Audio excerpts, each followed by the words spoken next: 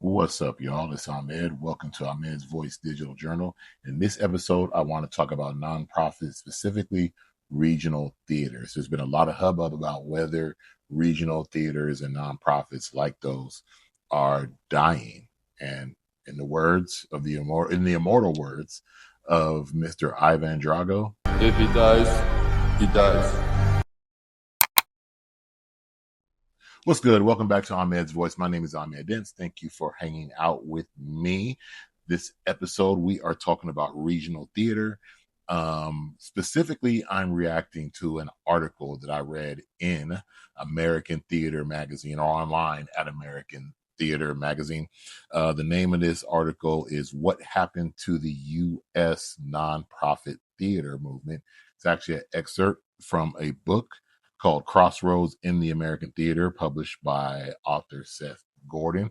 The reason why I'm so interested in this article, uh, a little history. I've had to do a little revision on my own history. Like I've always called myself a different type of theater kid, right? To a degree, which is true. I started working in the Spreckles Theater with my dad when I was in high school, and later on in the early 2000s, started working as maintenance, and that was my official professional entrance into the performing arts and media space. I even branched from there into radio. Um, but was never the theater kid who was on stage or had grand. Like I worked in theater. My dad worked in theater, so I had this natural inclination to understand the business. Started working with Jackie Littlefield at the Spreckles Theater, so and just of the nature of the jobs I've done, mostly on the back end, right? Ticketing, fund development. I've been able to work in artistic. I've been the managing director of a small music festival. Like I've done all this work on the back end, so I'm really interested and know how I've even worked at a ticketing platform, major ticketing platform that's for theater and the performing arts. So, for lack of a better term, I know how the sausage is made, and I'm also a student of not only the beginning of theater, but of the founding of the industries and foundations of this country. So, this is something that's really interesting to me about the nonprofit theater movement. Now, in this video, if you're watching this on Spotify or listening on Spotify, watching and listening on YouTube or at Substack or anywhere else, um, the links to this article, What Happened to the U.S. Nonprofit Theater Movement, will be in the description of this video, wherever you are watching it. And you can always follow and subscribe to me at Ahmed's Voice, whether that's on YouTube, Substack, Spotify, Instagram, X, Facebook, anywhere. Just look for Ahmed's Voice. You can follow and subscribe and get every one of these posts directly into your inbox or into your feed. Interesting thoughts. In June or July of 2024, I was invited to be a part of a panel or a speaker at a Melanin Meetups event at the Old Globe. Basically, the premise of this event was how do we, you know, how do Black artists or artists of color, or how do we move into this next phase of time, right? And I basically gave a talk about the changing fiscal reality that theater and nonprofits would face. This really didn't have anything to do with Trump per se prior to the election. This was literally just about the changing economics, the changing tech space in our country, and how theater would be affected. Um, Being at institutions that have shut down for various reasons, um, it's very important to understand how this next phase in our life would affect the arts, the funding, how the world economic system was changing, how the technological scape was changing, how the old money was, for the lack of a better term, but the truth, dying out, how the new found the new funding was going to come from tech firms and businesses and financial institutions, because that's just the way it worked. I mean, that was the way it worked in media, and this is the way it was going to work in theater, because that's how it's working with everything else. The models of funding were going to change. Foundations were going to change their guidelines. The money was going to be different. People were going to spend their money in different places. And as you know, organizations were always saying that COVID, um, they're still trying to recover after COVID. You can't recover from COVID doing what you were doing before COVID. COVID was a test case. COVID was a catalyst to a system change, not only in how we spend money, but in how patrons move and how donors move and how institutions move, how the world moves. And so, therefore, to understand that the nonprofit structure is part of the economic structure of the United States, it has always been mainly guided by foundations and institutions. And even people who have a lot of money who give individually have their money tied up in different stocks and bonds and different types of donor advised funds and things like this. So the funding was going to change. If all the money's changing and the demographics are changing, the arts are going to change. And you have to have a real history of what the arts have ever really been to understand how these things are going to change. Again, so this is an article, What Happened to the U.S. Nonprofit Theater Movement. It is an American theater magazine. A couple excerpts that I want to get into this because I am the one who believed that everything was going to change. Theaters were going to have to find a new way to really capitalize on earned income. The funding realities were just going to change. Uh, it's a great article. You should read it, but I do want to just pick up on a couple of excerpts that he had in here that kind of echo how I feel about theater. Here's a part where he says, I was also a bit surprised, but perhaps I shouldn't have been, by their light astonishment. And I'm sorry, let me stop. He's interviewed 13 people for this article. So when he's saying there, he's talking about the people that he interviewed. Let me start over. Um, I also I was also a bit surprised, but perhaps I shouldn't have been, by their light astonishment of me for assuming that the nonprofit theater as it is currently exists needs to be saved. Theater comes in all shapes and sizes, as Seema Seiko points out. Much like life on this planet, should humans render it uninhabitable for themselves and die out as a species, theater will always find a way to keep going, even if the business model becomes something we can't conceive of now. Theater will always thrive, and people will always be obsessed with doing it, just like those of us who share our thoughts in this book. So, again, what Seema is saying here, why we're stuck, right? We live in a whole civilization that is being reset and changing right now. What makes us think our industry is so special to be avoided, especially when you've looked at the funding, when you've looked at the history, it's never been a model that was going to be sustainable. Um, you know, you know this from your personal life. People are more responsible with earned money, right? And I'm not saying all nonprofits are irresponsible, but let's just face it. If you've worked on the back end, if you've worked in the financial office, if you've had to process the donations and the grants and all that stuff, then you know how much gets muddled down. Like we know what we're playing with, right? In a new economic reality, uh, companies, foundations, people are going to be a little more careful where they put their money. Um, Identity politics is that's a market force. That's not done out of morality of companies and organizations. We know this. If you've you know those are market forces. Like you may have an overall mission, but you're definitely going to cater more to where the market is going. And if the market swings one way, then that means a lot of that money you were getting is going to sway as well. And so that's why you'll see funding disappear because it's not really that important on the social level or on the monetary level of the elites anymore. Doesn't matter. Um, and again, I love what Seam is saying here is like, why should we think theater should stay like it is? It is bound to the market forces as anything else. And we see this now in the real world. We don't want to come to grips with it, but we see money now coming from everywhere, right?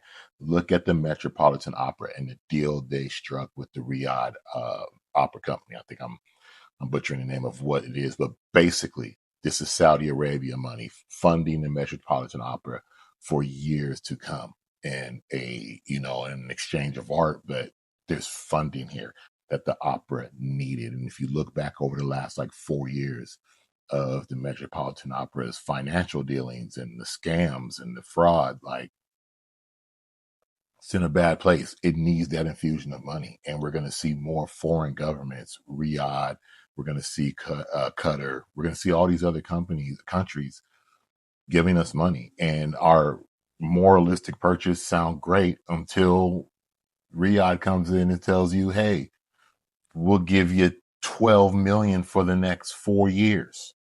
That's a lot of money to burn through. like literally set on fire.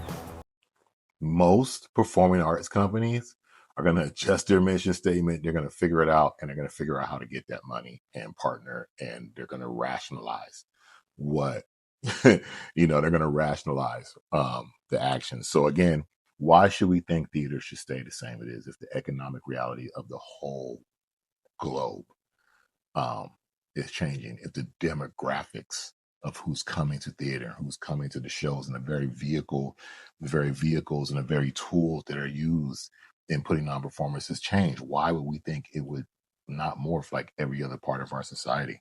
Um, Another excerpt that I would like to talk about as he goes on, speaking about another one of the contributors to his book, says there are currently some observations made in this conversation that I considered eye opening.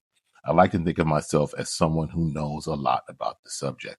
I got a publisher interested in writing my book after all, and I always had this vision of the early days of nonprofit theaters, young upstart movement whose exponential growth was facilitated by the Ford Foundation and the National Endowment for the Arts because they believed in the future and the movement. Imagine my surprise when Todd London described Ford almost as a colonial organization imposing its structure from the outside. These theaters are nonprofit in their business organization because it is the only way for Ford to donate to them. And so the Ford imposed its will and its financial model on artistic companies that would have been, in Todd's telling, better off making their art without them. How do your company's charitable donations compare to its political donations? It's nothing I haven't been saying. Like, you're getting funding and you're going to have to stick to some rules. And funding is usually there's something in return. There's usually a political message. There's usually a programming message. There's usually a structural message. There's something that comes in return for that funding. And, it's interesting. Look, if we're looking at the Ford Foundation, if we're looking at the Carnegie Foundation, right? If we're looking at all of these early foundations that were there at the beginning, if we really go back and look at their founding and where that money was coming from and how it was being switched out and what it was funding. A good example I have on my Substack, I did a video on the founding of Sesame Street and the reason why it was founded and why the Carnegie Foundation was founded and how that funding went and what the blueprint was for Sesame Street, that it was really to help um, is really to help a recommendation to the education department that they had to build so many schools for all the students in the United States, and they knew they weren't going to be able to do it. This experiment with television would help them forego that for a while. The Carnegie Foundation was built so that higher educators would have a retirement, and that was what curriculums became based on. And so here's what he's saying. Todd Lennon is saying in this part of the article that many of these organizations that we love and that fund us, but they are colonial in how they work and they do have a say. And that goes along with what I was saying is that for everybody to cry independence, you're going to have to figure out an independent way to make your money. If you're just relying on foundations, then you're going to be relying at the whim of the foundations, their boards, their investments, or whoever is in control of the government. If the Democratic government comes in, well, the grants are going to go one way. If a Republican comes in, the grants are going to go another way. They're never going 100% your way. You're going to have to capitulate somehow to somebody to get that funding if you are not self-funded or majority of your funding is earned income. That's just the way it's going to go. So I really think these were just really, really interesting points in this article about, where the nonprofit space is going. Again, COVID was COVID. We are now post COVID. We are not going back. A lot of the purpose of what happened in COVID was to help facilitate the change of where we're going with technology and digital access and a restructuring of the economy and a upwardly, an upward shift in economic buying power and consolidation. And again, a new funding reality that now as you work in the performing arts, was like I do in ticketing and have to understand what's going on with these ticketing platforms. and how venues are moving. We have more venture capitalist firms and more AI firms and more tech firms that are becoming the ones who run the venues, who are now able to give the funding for arts organizations to come in and test their software and run things. And, we're seeing that around the country. So again, I just think it was a great article to ask, why does theater have to continue like we know it? And the thing that I always try to impress upon people, especially young people in this business, learn the business, learn where it's going, pay attention to the economy. None of this art stuff happens without the giant donor advised funds, without the giant foundations, without the big wigs. None of it works. It never has. If you want to know where the arts are going, then you need to pay attention to the government, where the funding is going, where the initiatives are going, how the global economic system is going. The rich have always run the arts. Read the Bible. Any old you like Lord of the Rings. You like all these old stories. Okay, well, remember, the magicians were the entertainers, and they lived in the court of the king. The art has always been at the whim of those who have the money. Once you put value on it, and so if you're charging for your shows, then you need funding. Well, then the money belongs to the foundation, the wealthy, and the government. And that's just the way it goes. And so we can't expect for all of those things to change and think because we love how theater is. I mean, think about it. Think about somebody like a Sam Woodhouse who founded San Diego Repertory Theater over 40 years ago. Is theater anything like it was then? Absolutely not. Broadway is stressing right now about how they continue to operate with ticket sales and the economy and the money, and how the productions cost more, but there's less work because they're using bigger stars. And now there's AI and there's this. And now we're using this to run shows. And even though we have these technological giant sets, they cost more because you have to bring on technical directors and you have to bring on tech guys. And it's not going to stay the same, and we shouldn't expect it to. What we should be doing is looking at the landscape in reality every chance we get, and are we able to mold ourselves to stay in this business, or we need to do something else? That's just the hard truth of the matter. I want to continue after he quoted um, Todd's talk about the Ford Foundation and funding and how theaters need to be on their own. He said, I found this striking. Am I worried about the wrong things? Is it such a big deal if the nonprofit theater movement as we currently know it disappears? Perhaps it will give way to something even better. Perhaps it is the art and its stability to facilitate conversation and introspection among people. That is more important than the business model. Perhaps the nonprofit theater industrial complex needs to be destroyed. Most of the funding provided for this model, after all, goes to the administrative core, as Seema Sueko points out. So again, love theater. I love the performing arts. It's family business to me. It's how I make my living. It's how I feed my family. It's what I do. It's what I love. Um, I'm a little bit of a mercenary because I don't just look for nonprofit work. Like I'm a ticketing person, so I have the ability to work in the arts in the private sector. Doesn't matter, but I do love the arts. I understand the value of the art. I'm a San Diego kid. Not many people get to grow up in a city where there's a world famous San Diego Zoo and Balboa Park and all the other beautiful theaters and artistic industry. And I've worked at some of the most renowned artistic and media institutions in San Diego. So I get it. I know it. But we can't take it for granted. And you have to be able to change in this thing, especially right now, because the whole way the world works is changing and theater is going to be the same. Let me know what you think about the subject. Please subscribe, comment, send me a message. Let me know what you think about this, especially if you work in the arts.